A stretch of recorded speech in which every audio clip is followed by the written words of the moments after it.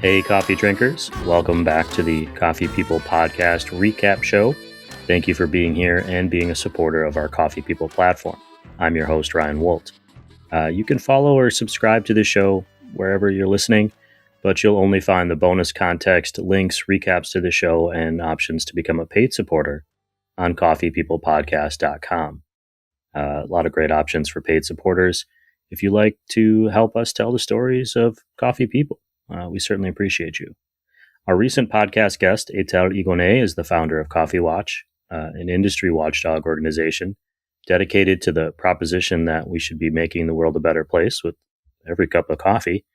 And after spending an hour with her and some time digging into the reports and content shared on coffeewatch.org regarding deforestation, workplace slavery, or indentured servitude, climate impacts due to harmful farming practices, and honestly, I don't know how she does it. I don't know how, during our show at least, she continues to laugh so freely and share optimistic motivation that all of this can get turned around. I really appreciated it. Joy seemed to kind of ooze from Etelle, even as she was offering up some devastating statistic about climate philanthropy or the impact poorly produced coffees can have. So to recap this episode with Etelle Higonnet of Coffee Watch, we're here to kind of give you some bullet points, if you didn't have a chance to listen all the way through, or just as a reminder if you enjoyed the episode. Etelle spent a dozen years or so working with human rights organizations like Amnesty International and UNICEF after graduating from Yale Law School. Eventually, the weight of that work caught up to her. It's challenging work to work in nonprofits, mentally, physically, emotionally. It inspired a transition for her into working on more environmental and climate challenges with organizations like Greenpeace and Mighty Earth. You'll find links to those on our newsletter. So I was questioning, how it's possible for this version of humanity to maintain the viewpoint that things can get better in the face of our daily barrage of negative news that we seem to get about climate all the time, and a seeming lack of control that I personally and all of us have toward the whole earth of problems that encompass the topic of climate change. And Etelle just acknowledged that it's hard, but having a baby, a son, cemented her resolve to fight with everything she has to make the world a better place for him and his future. And I think having something like that to focus on, this is why I'm doing this, is really important, especially when you're doing work in the nonprofit space. Onto the challenges facing coffee in particular. For starters, supply chains are hard to follow. They're hard to follow even if you're part of them. Coffee got problems. That really isn't debated that much in our industry. Some problems are more obvious than others, and Coffee Watch's goal is to shine a bright, unyielding light on those problems. Offer up what they found, push for change. And in the first year of the organization, they just celebrated 1 year. She's learned that not everyone has been really excited or even willing to hear what they have to say. The reasons why are legion, including bandwidth, financial impacts to business, the logistics of changing an established supply chain, even the emotional toll of challenging the status quo. There's a lot, that makes it hard to take steps forward toward the type of change that she's asking for. I'd add the simple weight of accepting and staring at something that makes us feel bad when many of us, I'm not speaking for you, but for myself, many of us need all the positive worldview reinforcement we can find, especially right now. During this episode, the term NGO came up several times. NGO is an acronym for non-governmental organization.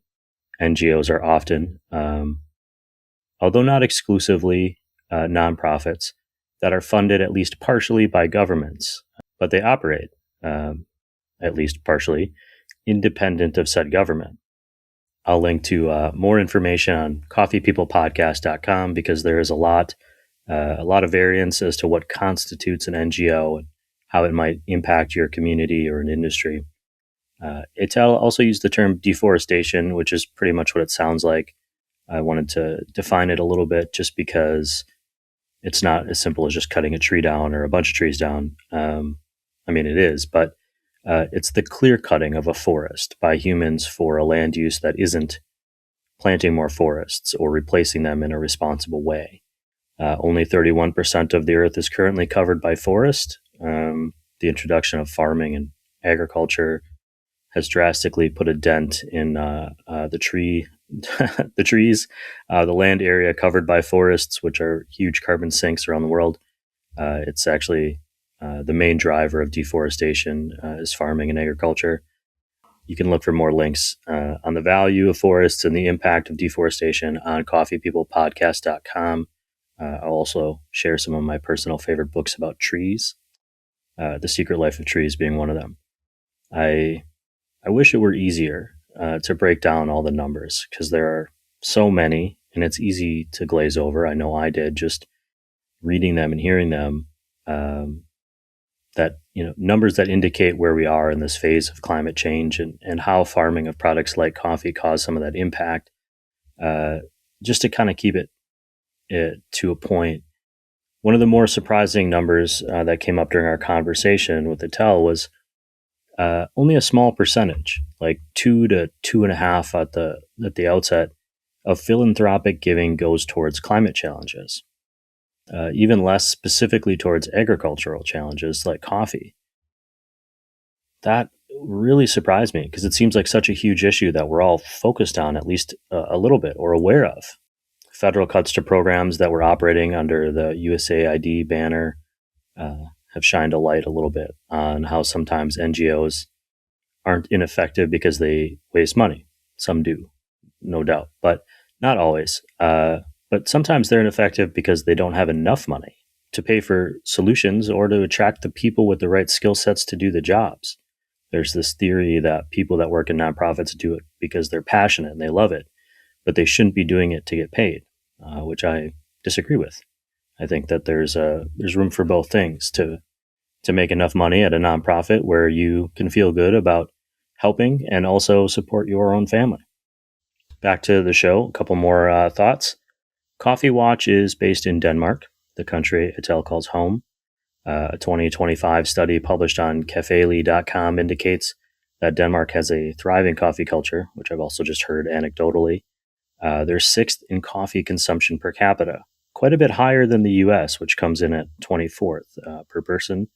The average Denmarker drinks at least 2 cups of coffee a day, which is pretty impressive considering they are also one of the most expensive places to drink coffee. Paying an average of $5.40 per cup in 2025. That doesn't actually seem like a lot for a specialty coffee, but we're talking about the average price is $5.40. So that means even kind of on the low end, they're definitely higher. I asked Etelle if they were already seeing climate change refugees in Denmark, and she said yes, but cautioned that we're really at the beginning of climate migration. It's a hard statistic to quantify, and the line between people moving because of climate change or moving with an understanding that climate impacts their decisions isn't always clear. For example, my wife and I recently moved to the Pacific Northwest. We didn't move because we were forced out of our home because of climate, but one of the variables we considered when narrowing down, the choices of where we would land was places where there'd be enough water in the future and where weather may not become as extreme in our lifetime. We're not climate refugees, but it's definitely a factor in our decision making. And I hope we're right. It's so far beyond, all the science that we can understand, but there's so much that is unknown, which makes it a challenging thing for anyone making a decision on where to live. This all kind of makes my head spin, and my natural cynicism soars. I asked Etelle how she maintains faith in her mission, Coffee Watch mission. And she said that we should engage and learn about all the bad stuff, but only so you can work towards changing and fixing it. Don't fall into that doom scrolling trap and start blaming yourself. You do what you can do to make things better, which is a great way to kind of go about every day. It doesn't have to be perfect. Buying better coffee Ethical coffee, shade-grown coffee is a start, according to Etelle. Sharing it with others and encouraging that they buy better coffee too is the next step. And, then there's another and another and another. They offer an ethical coffee buying guide on coffeewatch.org, which we'll share in the newsletter. And finally, in two disparate ends of the spectrum, we learned that Etelle Higonnet drinks oat milk lattes and once charmed a pair of hitmen. So you should listen to the show and hear that story. I'll close out our recap today by asking, what's your reason for wanting a better future? Etelle's is her son and his future. Mine is for some weird intrinsic desire to leave things better than I find them, so that the lovely people in my life that will likely outlive me have a nice place to play. And also dogs. I assume my pup, Keto Whiskey Lemon Thundernuts, is immortal, and I want to do what I can to make a better future for him and his future siblings. And that includes drinking better coffee. You can watch or listen to the entire episode of the Coffee People podcast featuring Etelle Higonnet of Coffee Watch on most podcast platforms and, of course, YouTube. We could really use your help in growing our YouTube subscriber list. You can find us there at Coffee People Podcasts. All of the important links, including that one, are in this show's notes. Thank you to our friends and partners, including Roastar Coffee Packaging. Find them at roastar.com. Sivetz Roasting Machines, the official roasting machine of our show. Hacea Coffee Source, our green coffee importer friends. Relative Coffee Company, who we produce Yeah No Yeah coffee with.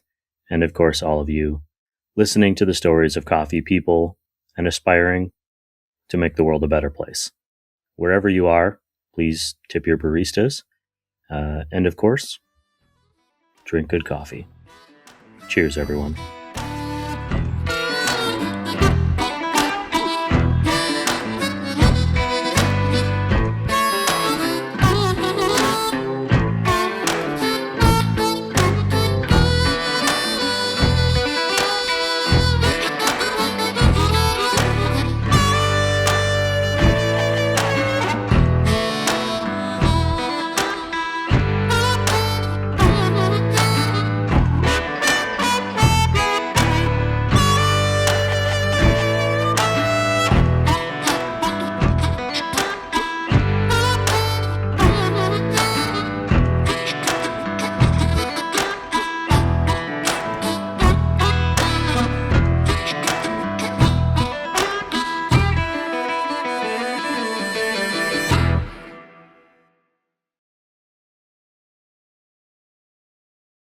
The climate change thing is wild.